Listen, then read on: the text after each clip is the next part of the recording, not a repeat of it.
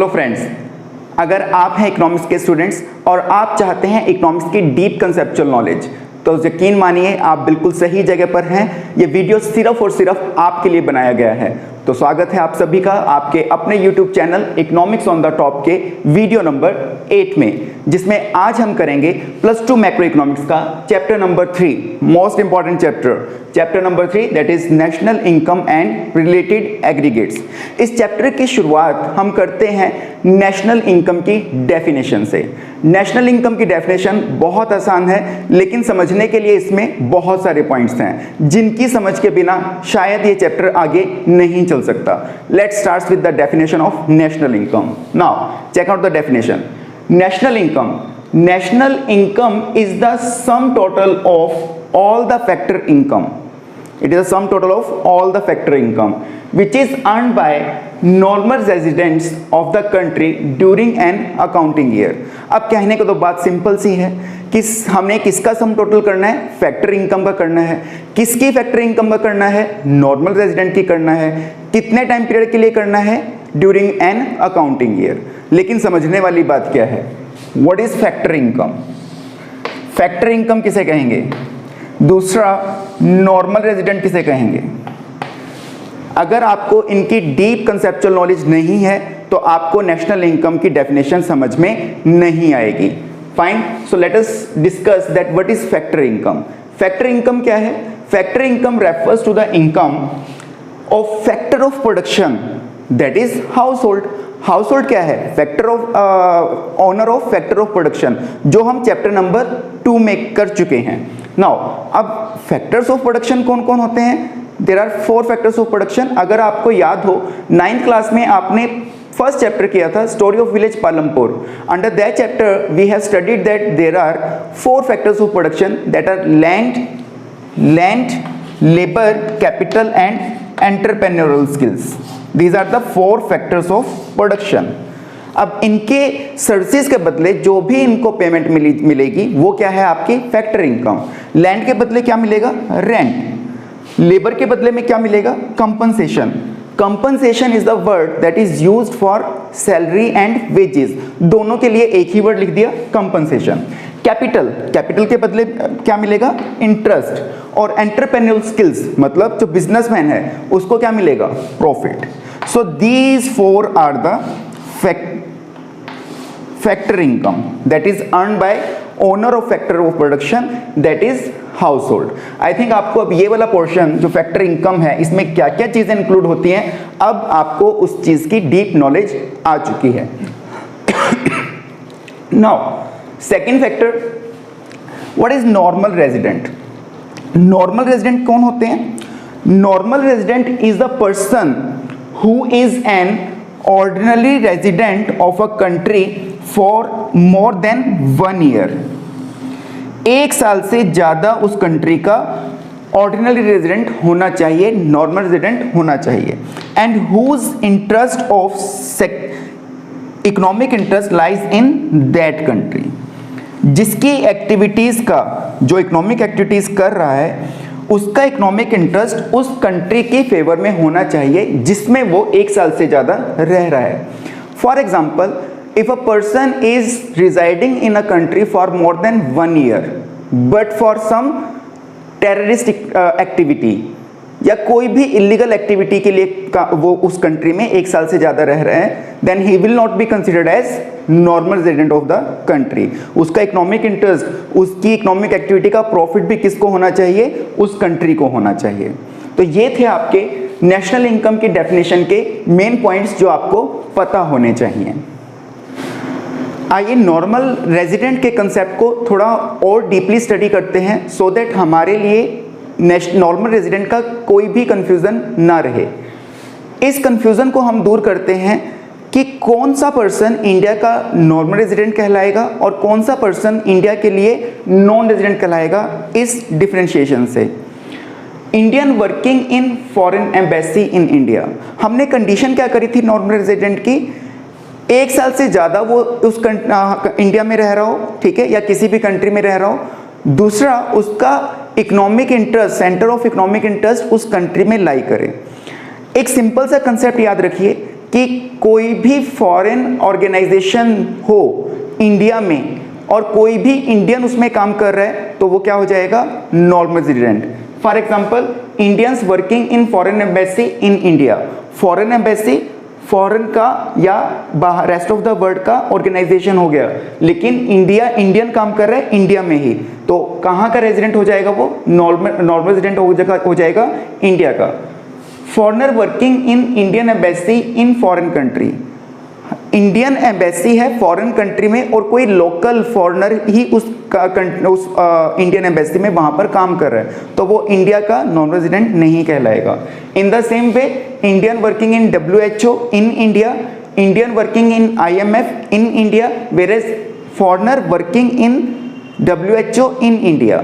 Foreigner है, ultimately अपनी income कहाँ ले जाएगा, वापस अपनी कंट्री में, तो वो यहाँ का नॉर्मल रेजिडेंट नहीं कहला रहा क्योंकि उसका सेंटर ऑफ इकोनॉमिक इंटरेस्ट यहाँ पर लाई नहीं कर रहा। इन the same way, foreigner working in IMF, ये भी अपनी इनकम वापस ले जाएगा अपनी कंट्री में, तो इसका भी सेंटर ऑफ इकोनॉमिक इंटरेस्ट हमारी कंट्री में लाई नहीं कर रहा। Next, ambassador of India in rest of the world. Ambassador who are representing the country. For example, अगर हमारे प्राइम मिनिस्टर किसी और कंट्री में किसी विजिट पर्पज से जाते हैं, then he will be considered as ambassador of India. अगर वो किसी भी कंट्री में जा रहे हैं, रेस्ट ऑफ द वर्ल्ड में जा रहे हैं, then he will be considered as normal resident of India only. In the same way, अगर बाहर किसी कंट्री से कोई एम्बेसडर हमारी कंट्री में आ रहा है तो वो हमारे लिए क्या हो जाएगा, non resident. Next, any foreign citizen living in India for more than 1 year, but purpose क्या होना चाहिए, अदर देन मेडिकल ट्रीटमेंट और एज अ स्टूडेंट। अगर वो 1 साल से ज़्यादा रह रहा है वो हमारा नॉर्मल रेजिडेंट हो जाएगा, बट ना तो वो मेडिकल ट्रीटमेंट के पर्पज से आया होना चाहिए और ना ही as a student. Whereas normal resident, simple सी कंडीशन, जो एक हमारी कंट्री में 1 साल से कम टाइम पीरियड के लिए रह रहा है, फॉरेनर कोई भी, ठीक है, तो वो क्या हो जाएगा हमारे लिए, नॉन रेजिडेंट। अब हम करते हैं इस चैप्टर के मोस्ट इंपॉर्टेंट टॉपिक जिनके बिना हम नेशनल इनकम की कैलकुलेशन नहीं कर सकते। These topics are domestic income and national income. हमें ये जानना हमारे लिए बहुत ज़रूरी हो जाता है कि नेशनल इनकम और डोमेस्टिक इनकम के बीच में क्या डिफरेंस है और क्या दोनों में रिलेशन है। Now check out the definition of domestic income. Domestic income refers to the factor income that is generated within the domestic territory of the country। यहां पर आपको क्या खास ख्याल रखना है, no matter who is earning, whether it is earn by resident और non resident. हमने क्या देखना है कि कंट्री की बाउंड्री लाइन के अंदर जो भी इनकम जनरेट हुई है वो हमारी क्या है, डोमेस्टिक इनकम। नाम से ही पता चल रहा है डोमेस्टिक इनकम, मतलब suppose this is our country, fine. अब जो भी इनकम यहां पर इस कंट्री में जनरेट हुई है, इस कंट्री के अंदर वो क्या है, हमारी डोमेस्टिक इनकम। हमें इस बात से कोई मतलब नहीं है कि वो किसने अर्न करी है, चाहे वो रेजिडेंट है चाहे वो नॉन रेजिडेंट है, फाइन। बस हमें इस बात से मतलब कि वो हमारी कंट्री की बाउंड्री लाइन के अंदर जनरेट हुई हो, वो क्या हो गई हमारी domestic income. Now national income. National income refers to the factor income that is generated by the normal resident only, normal resident of the country, within the country as well as outside the country। No doubt मेरे normal resident कुछ इस country के अंदर रहकर income कमा रहे होंगे और कुछ बाहर जाकर कमा रहे हैं, फाइन। तो मुझे क्या लेना है, सिर्फ और सिर्फ नॉर्मल रेजिडेंट। यहां पर मुझे क्या कंसीडर नहीं करना है, no matter where income is generated, मुझे सिर्फ और सिर्फ अपने नॉर्मल रेजिडेंट की इनकम को कंसीडर करना है, चाहे वो कंट्री में अर्न कर रहा हो, अर्न की गई हो, या फिर वो किसी और कंट्री में अर्न करी गई हो। रेजिडेंट कहाँ का होना चाहिए, नॉर्मल रेजिडेंट कहाँ का होना चाहिए, इंडिया का। So these are the concepts of domestic income and national income. Domestic income और नेशनल इनकम के कंसेप्ट को समझने के बाद अब हम देखते हैं कि हम अपनी डोमेस्टिक इनकम को नेशनल इनकम में कैसे कन्वर्ट कर सकते हैं। Topic is conversion of domestic income into national income. मुझे कैलकुलेट क्या करना है, नेशनल इनकम, किसकी हेल्प से, डोमेस्टिक इनकम की हेल्प से। सिंपल सा फार्मूला, अगर मैं इसमें ऐड कर देता हूं net factor income from abroad, तो वो क्या बन जाएगा, नेशनल इनकम। और इसी का ही अगर मैं अपोजिट ले जाऊं कि अगर डोमेस्टिक इनकम कैलकुलेट करना हो with the help of national income, तो मैं माइनस कर दूंगा net factor income from abroad. कहने के लिए सिर्फ मैंने प्लस और माइनस किया net factor income from abroad. The main question, ये net factor income from abroad आखिर होता क्या है और इसे कैसे कैलकुलेट किया जाता है। चलिए थोड़ा सा रिकॉल करते हैं। डोमेस्टिक इनकम क्या था? डोमेस्टिक इनकम में हमने कंट्री के अंदर जितने भी इनकम है उसका क्या किया था? सम टोटल किया था। ये क्या थी? हमारी डोमेस्टिक इनकम, जिसमें हमने ये कंसीडर नहीं किया था कि वो नॉर्मल रेजिडेंट की है या फिर नॉन रेजिडेंट की है। हमने क्या कंसीडर किया कि सिर्फ और सिर्फ वो इनकम जो मेरी कंट्री की बाउंड्री लाइन के अंदर अर्न करी है। अब मुझे डोमेस्टिक इनकम दे रखी है, मुझे क्या कैलकुलेट करना है? National income. अब देखो, कुछ मेरे लोग, मेरे यहाँ के, मेरे इंडिया के नॉर्मल रेजिडेंट बाहर जाकर इनकम अर्न कर रहे हैं, वो तो इसमें ऐड नहीं हुई, तो हम क्या करेंगे? उसे वापस इसमें ऐड कर देंगे। तो हमने सबसे पहला क्या किया? Plus factor income earn by normal residents from rest of the world. हमारे नॉर्मल रेजिडेंट, इंडिया के नॉर्मल रेजिडेंट ने जितने भी income rest of the world में अर्न करी है वो हम इसमें ऐड कर देंगे। अब यहाँ पर हो सकता है कुछ इनकम उनकी हो जो नॉन रेजिडेंट हैं और इंडिया में अर्न कर रहे हैं, तो ये तो अपनी इनकम वापस ले जाएंगे। तो हमने क्या किया? Minus factor income earn by non residents within the country.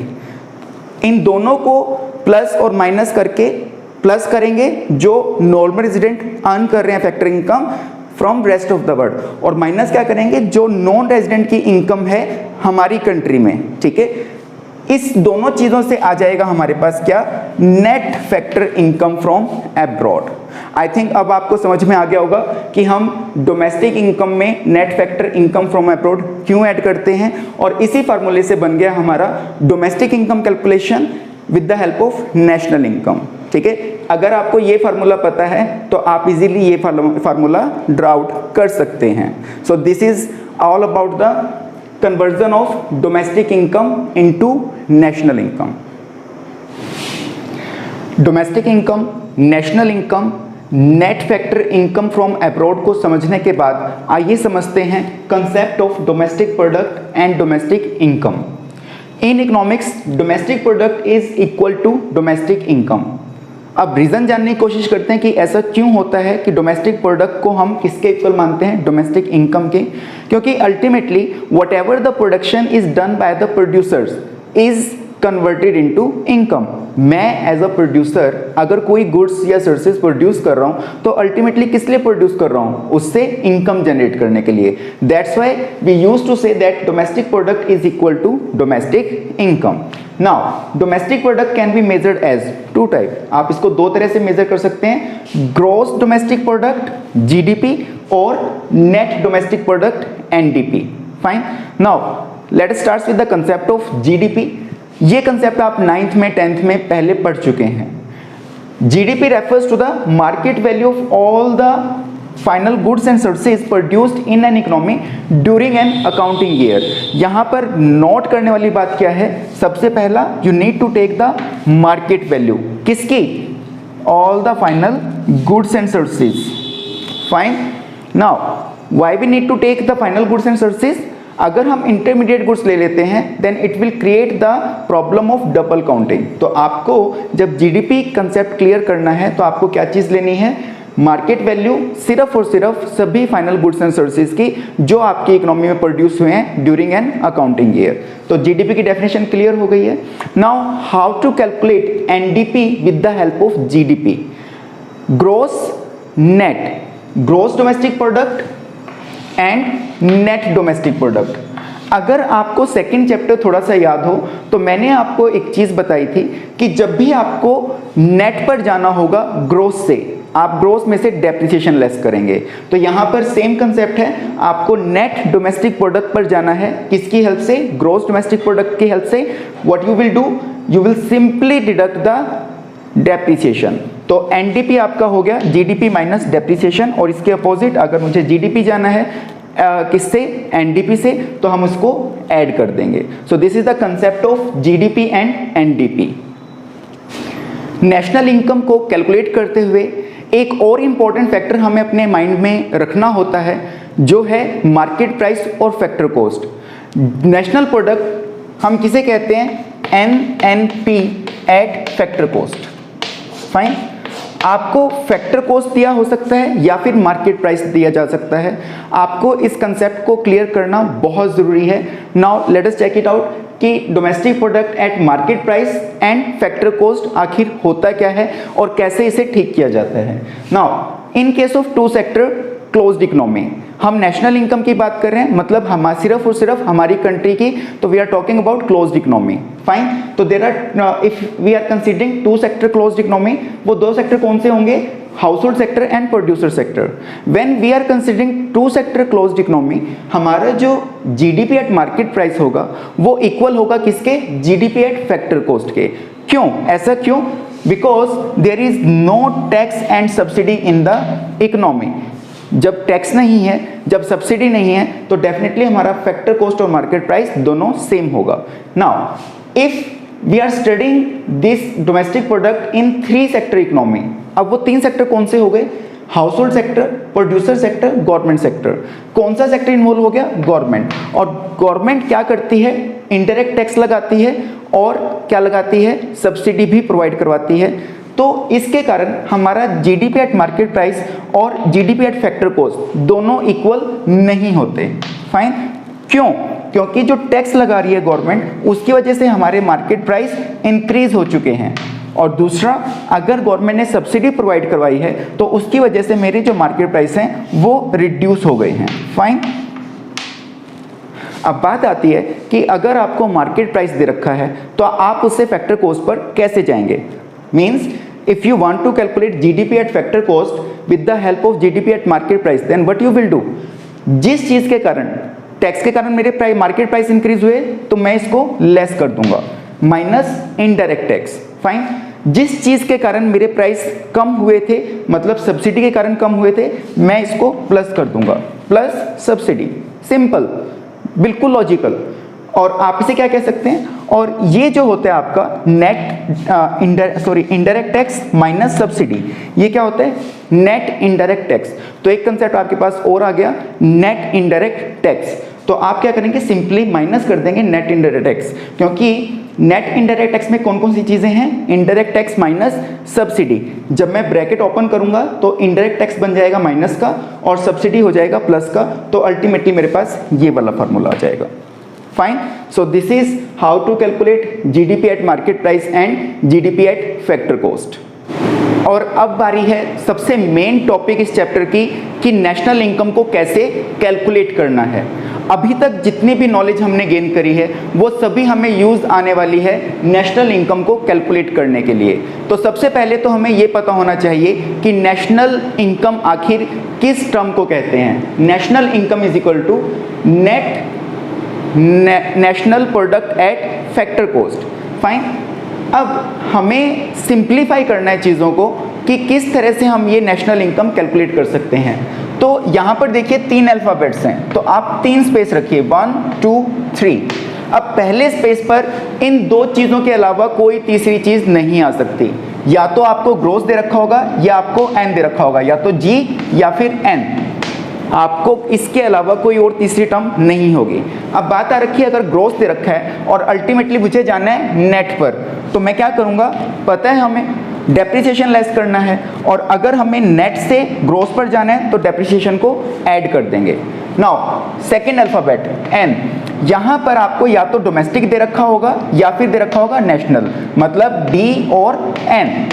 अब अगर आपको डोमेस्टिक इनकम दे रखी है और उसको नेशनल इनकम में कन्वर्ट करना है, देन यू सिंपली नो कि हमें क्या ऐड करना है, net factor income from abroad, जिसमें दो चीज़ें हैं। इस net factor income from abroad में factor income earn by normal resident of the country from rest of the world add करते हैं और माइनस करेंगे factor income earn by non resident within the country.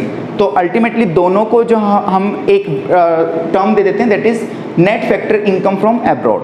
तो domestic income को national income में convert करने के लिए हम ऐड कर देंगे net factor income from abroad, और नेशनल इनकम से डोमेस्टिक इनकम पर जाने के लिए माइनस कर देंगे।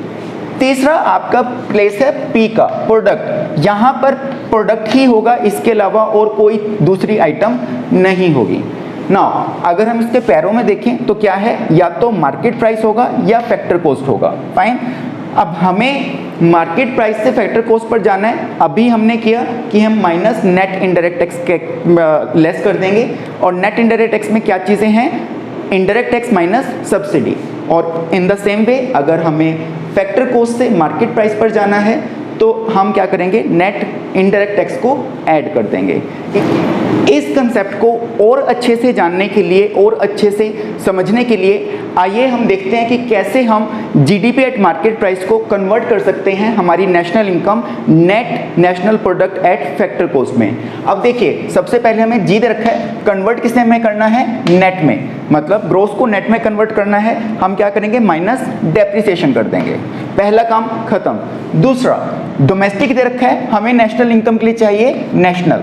डोमेस्टिक को नेशनल में कन्वर्ट करने के लिए हमने क्या कर दिया, net factor income from abroad को ऐड कर देंगे। दूसरा पॉइंट भी खत्म। और तीसरा पॉइंट, इसे तो हमें कुछ करना ही नहीं है। अब हमें दे रखा है मार्केट प्राइस। मार्केट प्राइस को किस में कन्वर्ट करना है, फैक्टर कॉस्ट में। मार्केट प्राइस को फैक्टर कॉस्ट में कन्वर्ट करने के लिए हम क्या करेंगे, माइनस कर देंगे नेट इनडायरेक्ट टैक्स। और लीजिए आपकी नेशनल इनकम आपके सामने। अगर आपको आज की ये वीडियो पसंद आई हो तो हमारे चैनल को सब्सक्राइब करना ना भूलें।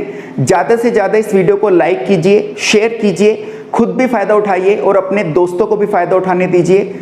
और एक मोस्ट इम्पॉर्टेंट चीज़, अगर आपको इन सभी टॉपिक्स की written explanation with proper presentation चाहिए तो आप हमें दिए गए व्हाट्सएप नंबर पर कांटेक्ट कर सकते हैं। हम आपको बता देंगे कि आप ये कैसे हमसे मंगवा सकते हैं। आप हमें फेसबुक पेज पर भी फॉलो कर सकते हैं, जिसका लिंक हमने नीचे डिस्क्रिप्शन में मेंशन कर रखा है। Thank you very much for watching the video. Have a nice day to everyone.